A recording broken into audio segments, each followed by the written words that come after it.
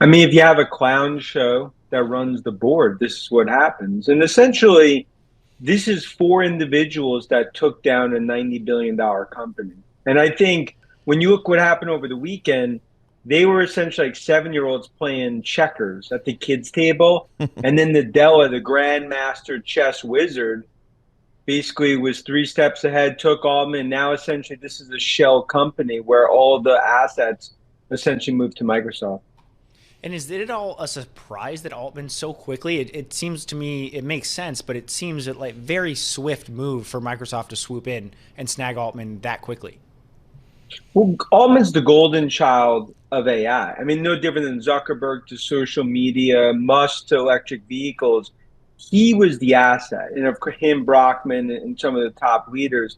The last thing that could have happened, the worst case would have been them going to an Amazon, a Google, an Apple, because there's just massive, massive demand for these assets in terms of not just them, but the 700 OpenAI employees. And look, this is a board.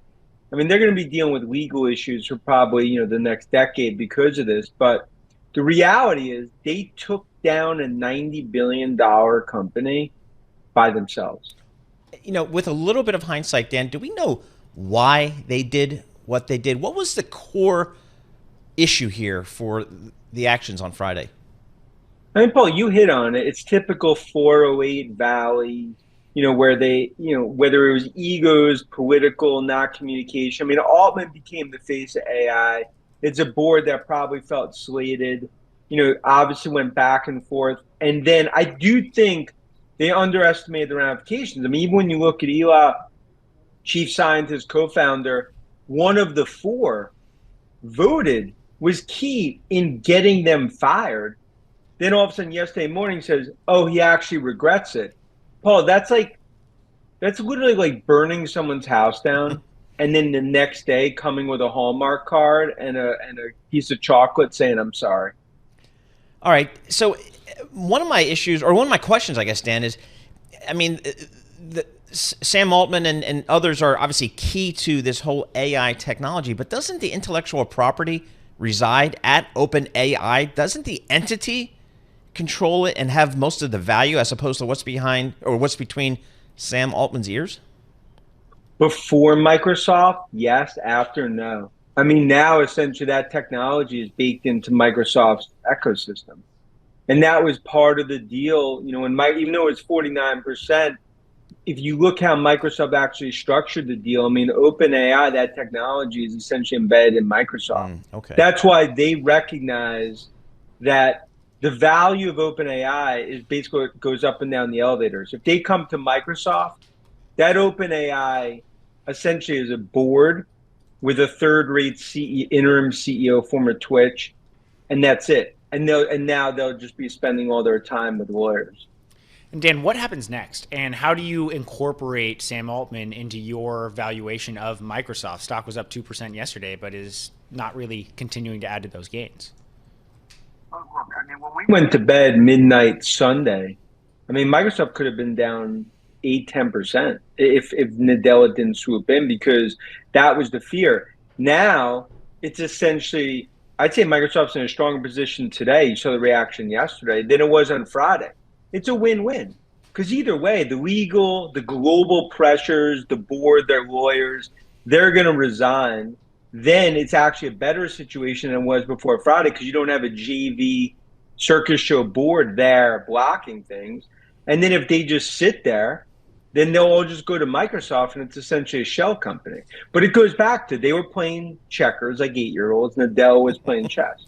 So do you think Sam Altman, I mean, I don't know him. I haven't even seen him interviewed. There's a guy, I mean, for us who aren't tech folks, really under the radar. Can he work, and can these people work in a big corporate organization like Microsoft? Can he report to somebody, some other executive, whether it's Nadella or someone else?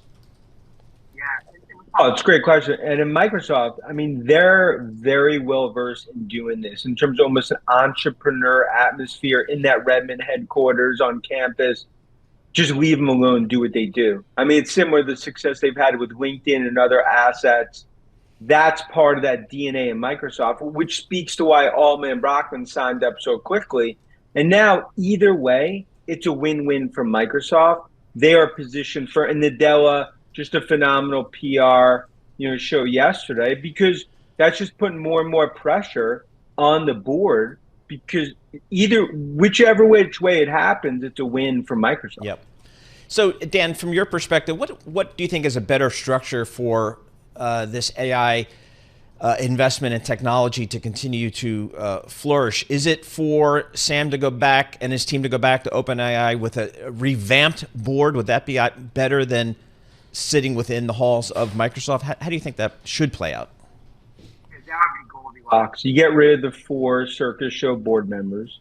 Then you put in Brett Taylor, Marissa Mayer. You have someone from Microsoft, a legit board. Governance is there. I think that would also give comfort to the Beltway, just given how important this technology is. And then they go back, it's actually better than before. That's the ideal situation. That's what everyone thought was going to happen Sunday.